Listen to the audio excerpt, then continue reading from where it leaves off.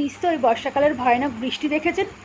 তীব্র গতিতে যখন হাওয়া বইতে থাকে তখন দেখবেন মাঝে মাঝে অনেক পাখির বাসা ভেঙে মাটিতে পড়ে যায়।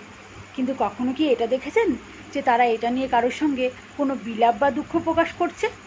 না, তারা যেটা করে সেটা হলো যখন বৃষ্টি থেমে যায় আবার একটু একটু করে খড়কুটো জোগাড় করে পুনরায় বাসা নির্মাণ করে ফেলে।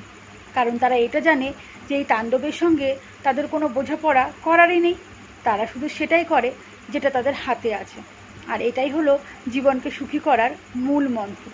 এবার আপনিও ঠিক সেটাই করুন যেটা আপনার হাতে আছে। যেটা আপনার হাতে নেই সেটা নিয়ে ফালতু দুঃখ প্রকাশ করে সময় নষ্ট করবেন না। যেটা আপনার হাতে আছে সেটাতে মনোসংযোগ করুন।